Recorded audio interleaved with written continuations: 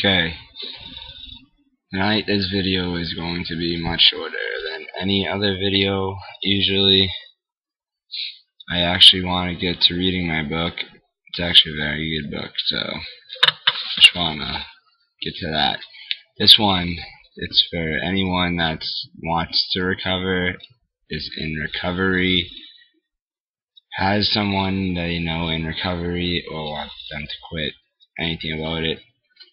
I'm not preaching AA either, okay? But these are just steps that are listed in AA. I go off on my own tangent, obviously, like I always do, so, I mean, I'm just gonna list off, there's 12 suggested steps in AA, which is addicts as well. It's not just alcoholics. Alcohol is a drug, same shit, you know what I mean?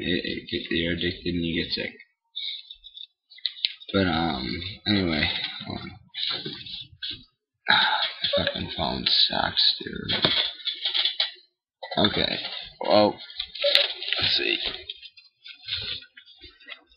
Basically, the first step, you have to admit that you're powerless over the drug or alcohol that you're using.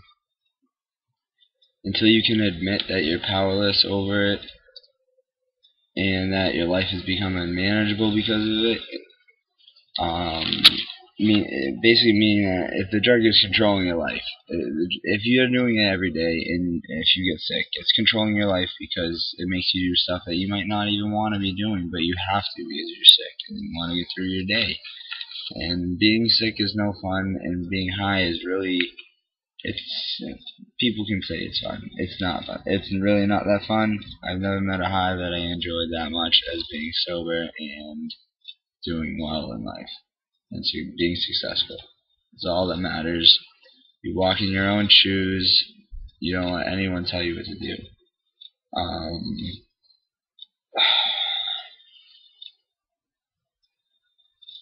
Okay. You know,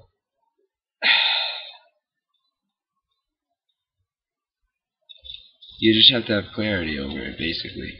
If you get hit with small problems in life, maybe the big problems will change immensely. It's small, like if you fix a few small problems, like I said, the big ones get real small and they seem much easier when you don't have those little problems hanging on your back as well. Because when the big problem is sitting there and those little ones are hanging, just pulling it even harder.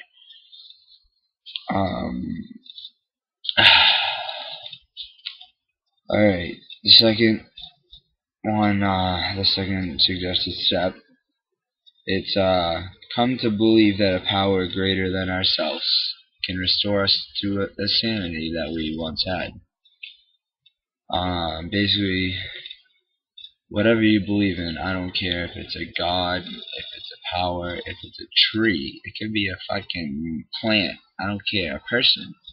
Just have faith in something. You have to have faith in something to restore you to your regular self, or else if you're faith in nothing, you're going to fail miserably. You'll relapse. You might think you're clean. You could be 2 years clean. You'll relapse because you don't have clarity or faith or something. Just have faith in anything. You just believe in something, because life is a beautiful thing, and you need to just have a little bit of faith and shit. Third one, made a decision to turn our lives over to the care of God as we understand Him. As I said, as we understand Him, it could be anybody. We have to hand our lives over to a greater power to get over this illness. It is a very sick illness. It's extreme. It's equated to the flu times 10 when you're sick on opiates. No one wants a flu. No one wants a flu times 10 either, so I don't know. Suboxone, one good program, but they're just going to get you hooked on Suboxone. Methadone, another good program, but they're just going to get you hooked on that. And they are even harder to kick than any other opiate because they last so long and the withdrawals last forever. And you're better off trying to have the willpower to not relapse and have to be on a drug, a maintenance drug forever. Okay. 4, you have to make a Searching and fearless moral inventory of yourself. You have to not lie to yourself. Because if you're a dope addict, half the time you're lying to yourself. I'm not that bad. I'm okay. I only shoot up a few times a day. Nothing, no drug use like that is okay. No. Not even recreational is even funny, or I don't do this because I like talking about it. This stuff is dirty and disgusting, and I only do it because I want this few people that it may help to just get, maybe it makes them less alone in recovery. You know what? I go to AA meetings all the time now, and it makes you feel very less alone in recovery. It's a lonely process because you were alone when you were on drugs. You need supports, you need incentives. Create incentives for yourself. Get a job, have your parents have your back, have someone have your back. You need a support and an incentive to get over this illness. 5. You have to admit to God, as you believe Him, to yourselves and another human being, the exact nature of your wrongs. You have to be able to admit to not only yourselves and the greater power above, but you have to be able to admit this to yourselves. Man, you know, it's not easy. Denial is very strong willed upon addicts, and it's just, I don't know, man. You gotta get out of denial if you ever want to get better. If you're in denial, you will not get better. If you're in denial and you're doing heroin every day, I'm telling you that you're going to end up in jail or dead or OD'd in a hospital, and then you're gonna just end up doing it again after that. You worry about where your drugs are. You don't worry about why you're in the hospital or anything. That's not how you want to be. And then 6, you have to ask whatever you have faith in to remove all of these defects of your character. Because you once had a beautiful character. Everyone in this world is a beautiful person in a way. And you have to want that faith and have that faith and get down on your knees and pray to something to get you back to who you used to be and the person that you loved before you started doing drugs. Because you know you loved yourself before that. You started doing drugs. Maybe you became miserable right then and started using, but you were happy at one point and you were a better person. It's just simple as that. You have to admit, and then you have to ask. Obviously, I mean, 7. It's basically humbly ask Him to remove our shortcomings. That's pretty pointless.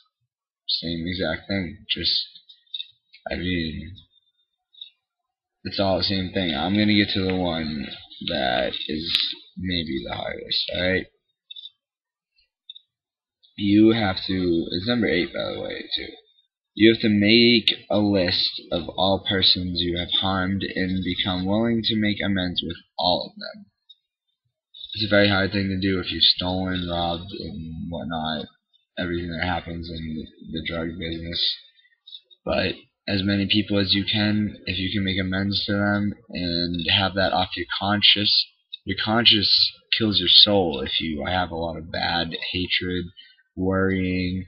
I've robbed people, that hurts my heart. I would hurt my heart if I had robbed someone, I know that much.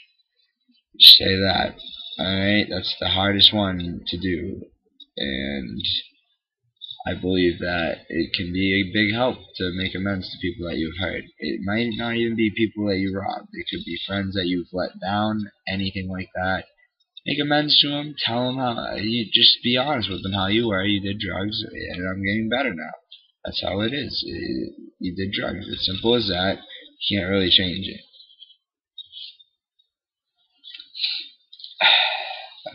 Let me just see if I want to read any more tonight. Always make personal inventory of yourself. While you're in recovery, you should have your day planned out. Know what you're going to be doing. The best thing to do is get up, drink your coffee, whatever, get warm, go for a walk or something. walking produces many endorphins in your brain, and that makes happiness, and it just gets you. Walking is a fantastic thing. Go for a jog, work out a little bit, anything like that will produce endorphins, and that can greatly increase your happiness and make recovery seem less alone and just depressing. And I do like 11 actually, and 12, so I'll read all of them. And 11 is sought through prayer and meditation to improve our conscious contact with God as we understand Him, praying only for the knowledge of His will and for us and the power to carry that out. That doesn't mean God's going to come or, hey, whatever your faith in is just going to do this for you. You want to have to do this. It's no joke. You have to want to. And if you don't want to, if you're not ready, I mean, hey, go get clean, whatever. But when you go back, you could just overdose very easily because your tolerance is down. Some people go to detox just to lower their tolerance. It's a horrible thing, but it happens a lot. I'm going to read 12. 12 is, having a spiritual awakening as the result of these steps, we try to carry this message to alcoholics and drug addicts and to practice these principles in all our spheres of life. So basically, if you paid attention to any of the things I said today, you should try some of them. You don't have to do every step. It takes people years to finish these steps. Start with one. Start with one. Admit to yourself that you're powerless over the drug. Don't deny it. Admit that you're powerless. You can still be doing it. You can go to an AA meeting right after you shot up, right after you had a beer. Doesn't matter. They'll let you in. All they want is to help. And that is how I am. All I'm trying to do is help people. And I hope this video did one thing for anybody. Maybe it did, maybe it didn't. If it didn't, it doesn't really affect me. I mean, I enjoy making these videos, but it's not what I want to do. It's what I feel like I'm obligated to do. I like to do good for everyone, and I feel that this is the best way for me to do good for everyone at the moment. I don't have the means to make some organization or stop crime or anything like that. I'm no Superman. I can't do that. As I think I'm going to end every single one with the serenity prayer, alright? God, grant me the serenity to accept the things I cannot change, courage to change the things that I can, and the wisdom to know the difference between the two. Thank you very much, guys. I enjoy all of the comments, all of the love that I'm getting. Many people have told me that it has helped them, and that's even greater than people saying that they think that I'm doing a good job and stuff. Just message me, let me know how you feel. I got a Facebook. It's Jared Ravagni. Last name is Ravagni. Simple as that. You can add me, message me, whatever. Tell me how you felt about it. Anything. I don't care. Even if it's hating on me, because you know what? I only want to get better. And that's just motivation, you know? It's an incentive to do something better.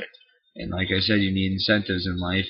And as I said, I would make the video short, and I'm always wrong because I can talk for literally ever. Thank you very much, guys. Have a good night.